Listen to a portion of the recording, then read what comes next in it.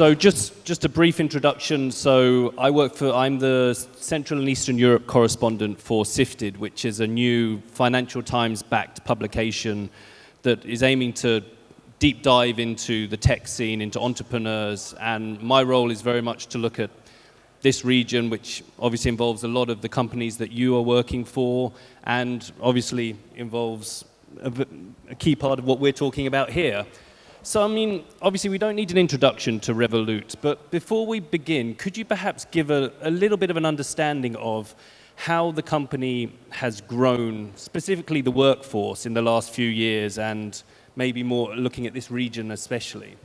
So hello everyone. First of all, thanks for inviting me. It's a pleasure to be here, particularly since like 7 years ago I was part of the organizing team of How to Web. Getting back to your question and how has Revolut grown? I've joined Revolut 1.5 years ago, and back then we were around 200 employees. Right now our team has more than 1,000 people, and it's consistently growing. If we look at the region, I think I was one of the first employees. I think the second employee in the region. We had one colleague in Poland, and now we're more than 10 people. And those people are spread far and wide, you know, one or two in each country, or? If we look at the region right now, we have two fully staffed markets, which are Romania and Poland, and we have one person in Bulgaria. Great, and looking at, obviously we are looking here at growing a growth team, building this team that, you know, many companies are looking at. So, I mean, first, when you are looking at expanding, what are the key criteria you're looking at for both maybe where to base yourself in a region like this, where to have these hubs, and also the kinds of people that you're trying to bring on board early? So if we look at expansion particularly, to be fully transparent, it's been a trial and error process. Like we operate under a license. We have a license from the Financial Conduct Authority in London, and we can passport that license throughout the European Economic Area. So basically, we're licensed to operate in 31 countries. Initially, we started looking at the countries which had the highest growth potential, and we started hiring in those countries.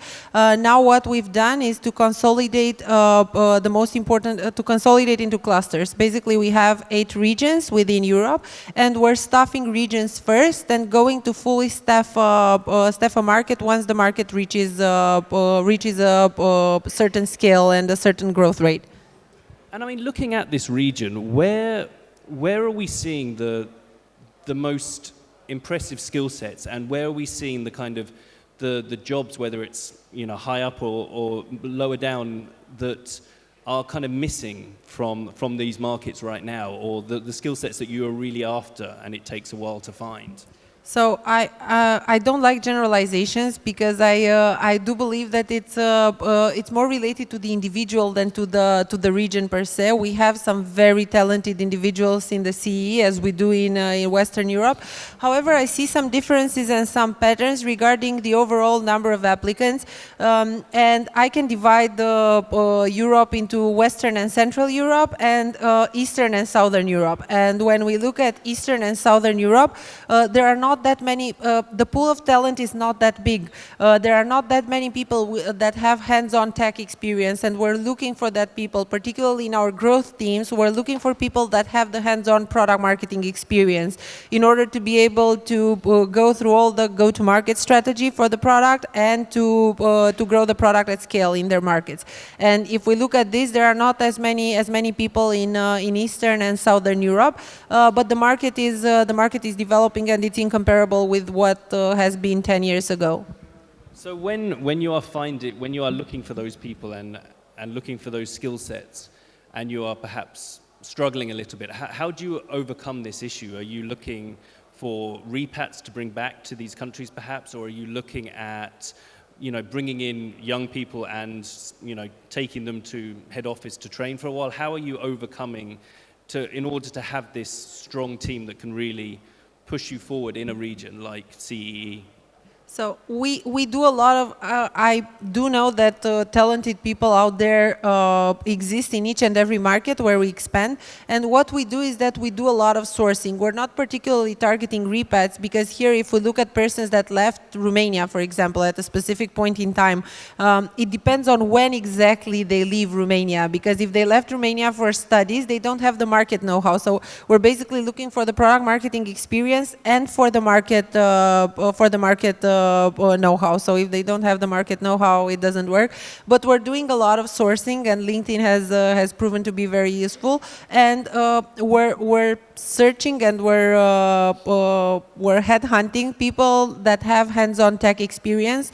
We're super entrepreneurial as a company, so we're looking to ex-founders to join our teams, and you always find those if you look closely. I mean, is there, I don't want to say the word magic formula, but is there certainly something that a team needs when you are setting them up? You know, you talked about the two hubs, Romania and Poland. Is there something that each of those hubs really needs when it comes to leadership or personnel or the actual people on the ground? So I think it's the attitude and the drive, which for us, attitude is more important than competence, because competence can be formed, but attitude, if you have the wrong attitude, is going to be a wrong attitude until the end. It's hard because we have markets with one people, for example, and it's hard to keep them motivated. So we're looking very closely at that drive and that attitude. And we put a lot of accent on leadership and on the right type of leadership, and managers should have these in order to keep their teams motivated, irrespective of where in the world their teams are. I mean, obviously that touches upon, you know, a big development in how the workforce is nowadays. The remote workers, people working from home or working from co-offices. So how do you assess whether someone is going to be, you know, a self-starter, someone is going to be able to blossom and grow very fast and really help if they're, you know, on their own in Ljubljana, on their own in Belgrade, and, you know, they are dialing in for work, you know, staff meetings once a week, or have a very remote connection to the rest of the workforce? How do you assess and how do you hire those people? So I always use one interview question during the interviews if the person is supposed to work in alone or in a very small team in a market, and that's walk me through how a regular work week looks like for you, because you need some things in order to function remotely. It's the drive, first of all. Then is the fact that you have to be super structured and to have clear boundaries. And I think this question encompasses it all, because it shows structure, and it shows drive, and it shows whether the persons actually care about their previous job or not. So the person should very much be able to say, you know, at this time I'm going to be doing this, and really be able to... Not very specific, but show structure and organization. And I think this comes from me as well, because I'm quite OCD when it comes to organization and structure. But we found out that these type of persons work better remotely. And then we had good experiences and we had bad experiences. We had people leaving the company because they didn't feel comfortable of working by themselves or with only one person and needed a team in order to grow.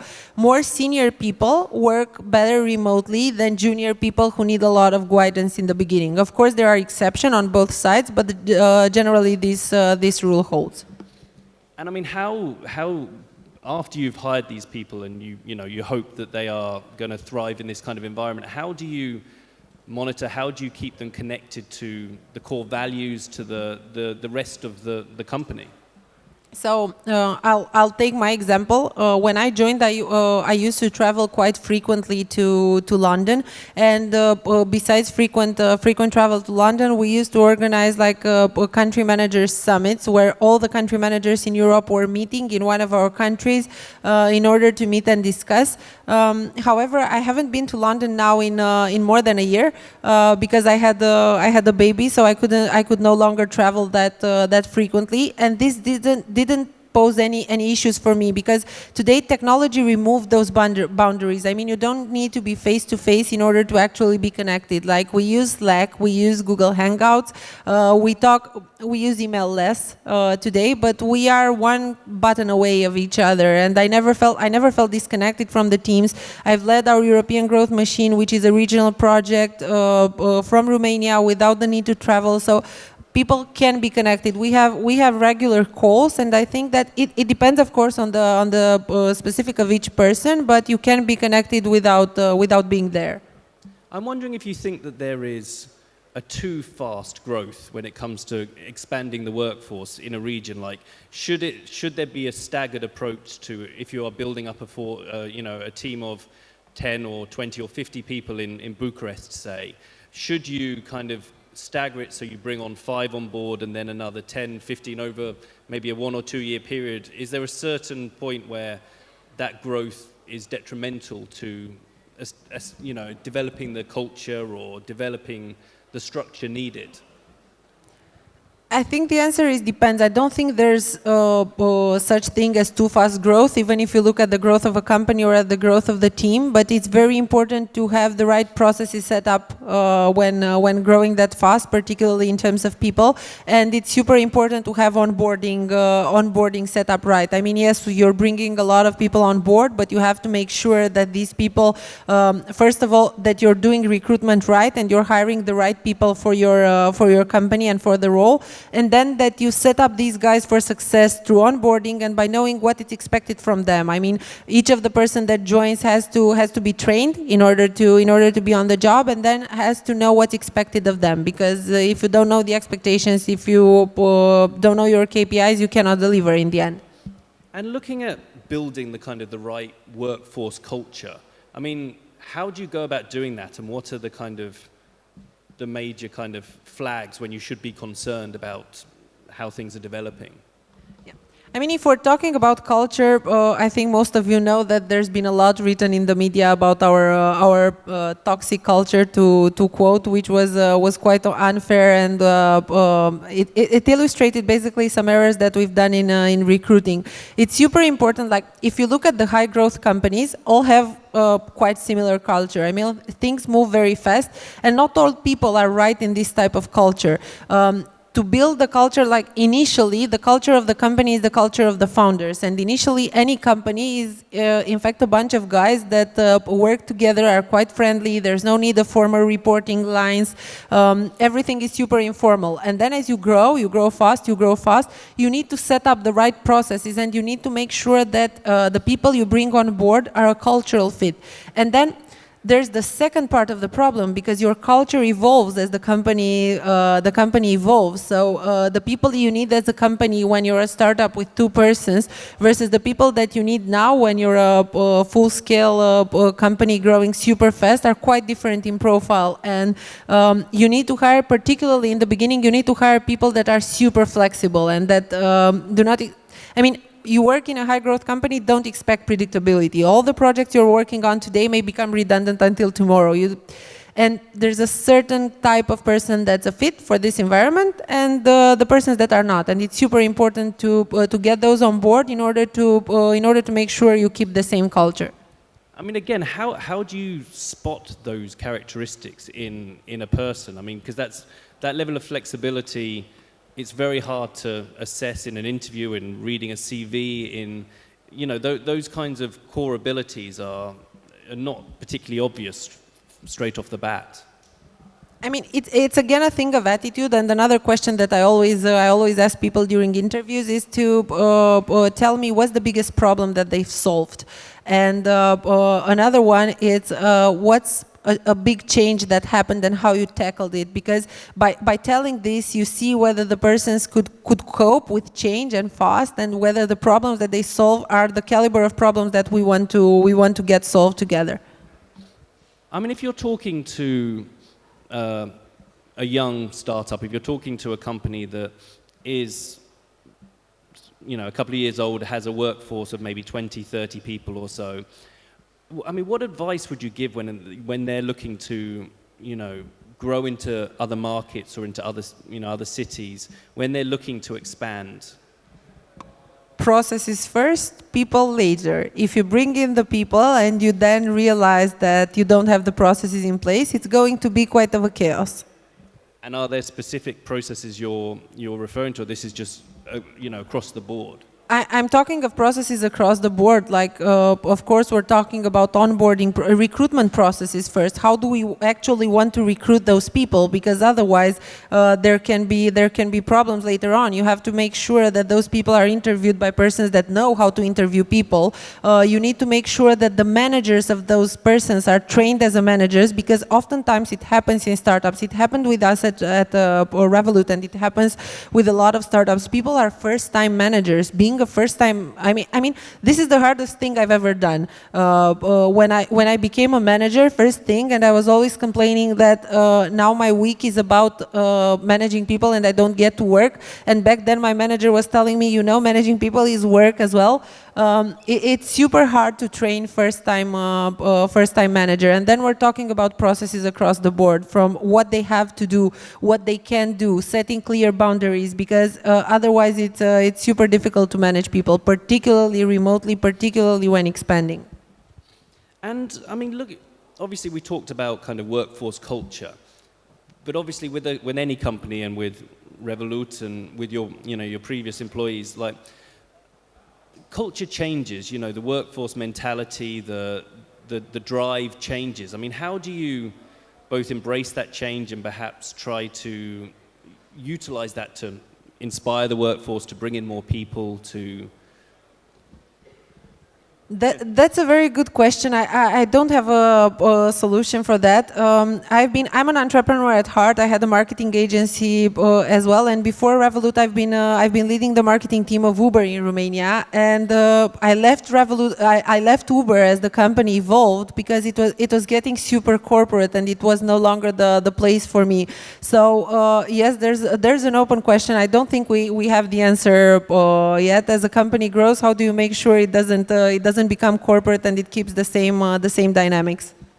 I mean, when you look at those two experiences, Uber, your experiences at Uber and your experiences now at Revolut, I mean, what were the differences that you saw as those two companies grew their presence in this region, and the decisions that were made about how to staff up, how to keep the workforce engaged in multiple kind of geographies? So I think Uber was more granular. I mean, Uber, when choosing to expand, was building bigger teams initially, and was basically building teams in each country. Whereas our approach at Revolut is more centralized. It's more of a regional approach rather than a country level or city level approach as Uber had. There are a lot of similarities, but I think there are similarities along not only Uber and Revolut, but any high growth company out there in terms of speed. Things were happening very fast. I mean, I used to work with startups, but I remember when joining Uber, the first weeks I was like, these guys are completely crazy. Like, things change so fast. I couldn't actually keep up with the change. For me personally, it was much easier with Revolut, because I was expecting it to be exactly as it is. So nothing came as a surprise. And do you think, obviously, when people are coming to, seeking employment, some are fresh out of university, some have experience in other corporations, some will have tried and maybe succeeded or failed with their own companies before, perhaps trying to join Revolut. Do you find a certain experiential background is more useful, or immediately kind of flashes that you want to at least interview and shortlist this person? So we're talking about after talking with them or before talking with them? Before. So before talking, I've did a lot of hiring this year, and we receive hundreds of applications for each of the role that's open. We go through all of them because we wanna pick the best candidates, and there are a couple of things like from the structure of their CV, from their we also hire people that are juniors, and for juniors we look at previous history of business leadership for seniors and previous history of achievement for junior. We're looking at the schools that they finished. We're looking at what they did besides school. These are the stuff that raise attention, and on the what not to do if you wanna get a job in a high growth company. After we announced the European Growth Machine, I'm still not answering messages on LinkedIn, but I was receiving like around 200 messages every single day on LinkedIn, or even worse, people that had my phone number somehow and were messaging me with their CVs on WhatsApp, and they were like, just refer me to that job. And I found that if a person does that, it's obvious that it's not the right fit for the job, because I'm not talking about persons I've known that have history with, but persons I haven't met in my life, and they were like, just refer me to that position. Yeah, sure, why? I mean, why would I refer you? And it's a super hard work. We're super involved. Like we have from the business side, we're super involved in the recruitment process, and this takes a huge toll. So if somebody wants to get a job in a high growth company, just don't go after the hiring manager and invite him for a coffee, or just ping him and, hey, do you want to refer me for that position? Yeah, sure. I mean, obviously this isn't specific to Revolut or even to startup and tech companies, but when you have a company that is growing so fast, and especially in this modern age where, you know, we do not switch off our devices, we are not working 9 till 5 and then finish for the day, how do you make sure the workforce, these people, especially the remote workers perhaps, are actually not being burnt out, are actually, you know, fighting and pushing as much as possible, but not killing themselves in the process?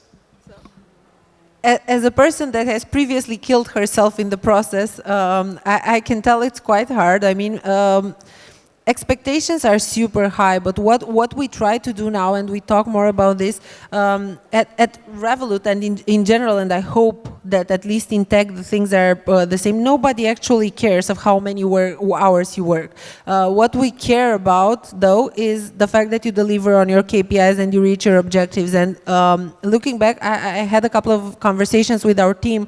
There were points in time where we were actually running like hamsters in a wheel, doing a lot, being busy with being busy, but not doing the stuff that actually moves the needle. So here you need a manager that's experienced enough in order to direct the persons in the right decision. I'm not expecting my team to work non-stop. I'm not expecting people to work 24/7, but you need some leadership in order to push you in the right direction, because otherwise you risk of being a hamster in a wheel. I mean, I know we've been focusing on building up a team, which I think is, you know, is very important, is what we wanted to talk about most on the stage. But, I mean, looking at this next period of time, what is Revolut's kind of goals for growth in this region for the next couple of years or? So our overall mission is to become and to grow into being the first and the biggest truly global bank. And we want to do this by growing faster than anybody else. And we've succeeded so far. Our vision in the CEE is similar with our vision worldwide. We want to be number one in each and every market we operate. 1 year and a half ago, when I joined the company, we were around 20K users on the Romanian market. Now we're approaching fast to getting to 1 million users. We want to become the financial partner of every single person. Our vision is to be a mass market product, is to be used by a wide majority of persons, and this holds true in the region and beyond.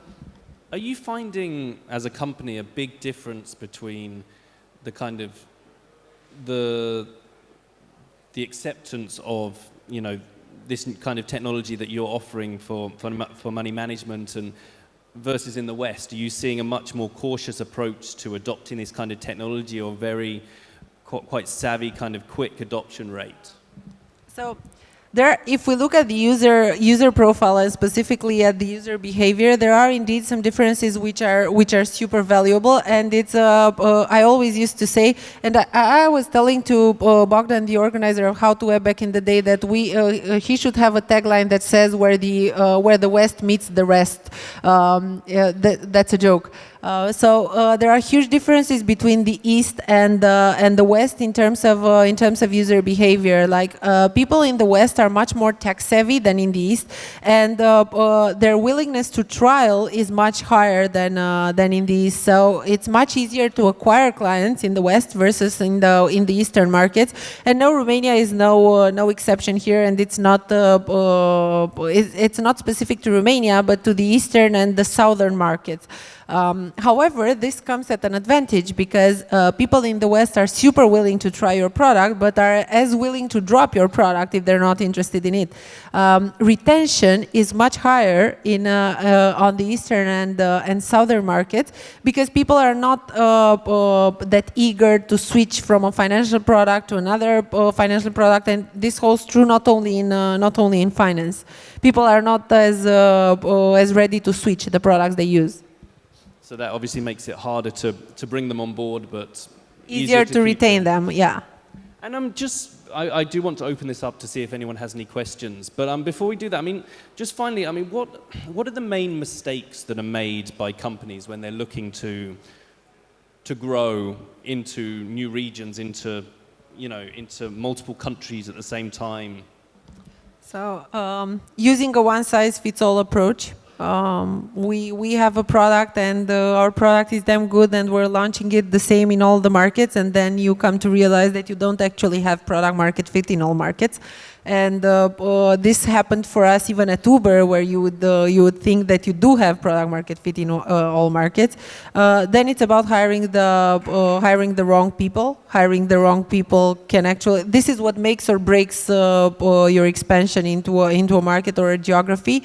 Then it's about not setting processes or having the wrong processes in place, which can you can either have too restrictive processes and then you don't leave room for innovation and creativity, and you hire people but those people don't have the opportunity to shine and be their best, or you have too lax processes or no processes at all, and then those people go wild, go crazy, and then you go to them and it's like, it's common sense to do this, and your common sense is not their common sense, like not ever. And I think these are the biggest three, but there are a ton of mistakes that you can make. I think we've done plenty of them and we're still innovating here.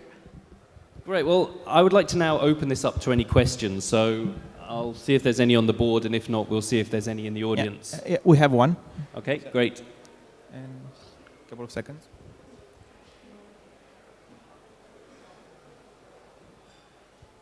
So what are the plans for Revolut Business? What are the next countries to enter? So with Revolut for Business, we were talking earlier about product market fit. Revolut for Business is in theory opened in all markets, but we're not accepting applications from different geographies because we cannot do that. The product is not optimized and we do not have product market fit. We want to be present everywhere, but that depends, of course, on product market fit and on getting the product ready for each market. So we want to enter everywhere. We have a team that's focused exclusively on Revolut for Business, and as soon as we are ready to enter a new market, we just go over there because we are already staffed to handle that market. Okay. Any questions? Second question. Coming back to the user retention differences between Eastern and Western countries, is this not due to the euro, non-euro difference?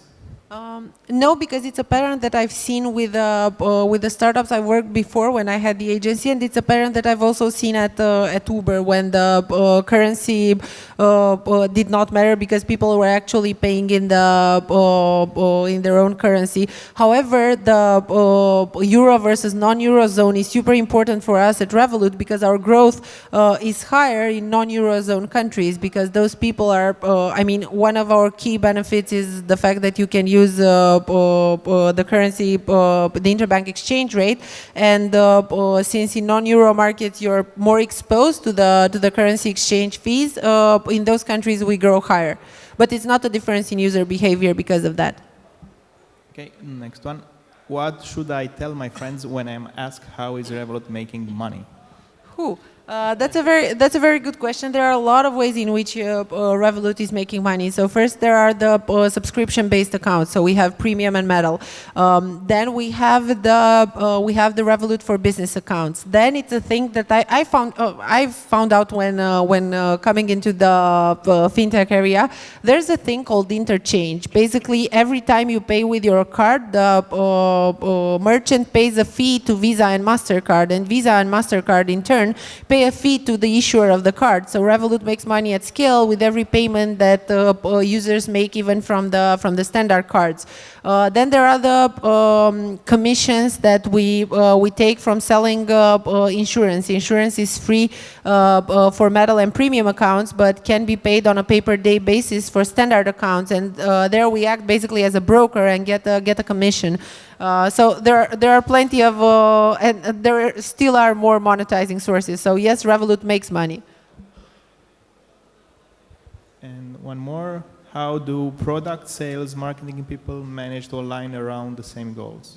By being the same people. I was working a bit earlier on a product marketing workshop that I'm going to deliver shortly.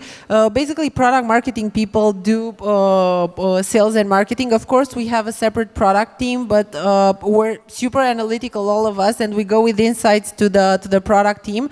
And for me, sales and marketing go hand in hand. We have no sales people, and I like to believe that we have marketing people, people that do both sales and marketing in the same time.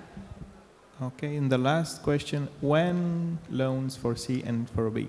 So, loans. So for now, we got the bank license last year. We're still implementing it. We're not going to expand into the credit area until we implement the banking license. And we're going to implement the banking license in Lithuania first and then passport it across other European markets. Okay, so I think this is the last one.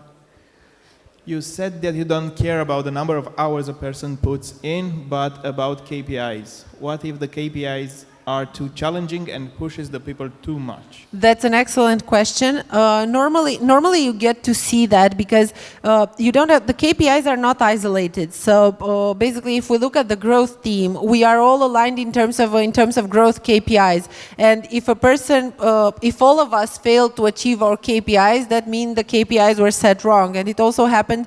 I remember back at Uber, it also happened that one performance review, all of us were 200% over our KPIs. So that meant that the KPIs were set badly. It's important to set the KPIs right. We believe in setting ambitious targets, but you see a pattern throughout teams. If KPIs were set too ambitious, nobody or almost nobody reaches them. And again, it's about your manager who has to know to channel you in the right direction with the work, to make sure that you're actually doing meaningful work. I think that's it. And no, just to end with a joke, and no, nobody ties us to our chairs in the company and punish us to do extremely long hours. Well, thank you so much for your time, and thank you everyone for sticking with us. And great, thanks a lot. Enjoy the rest of your day.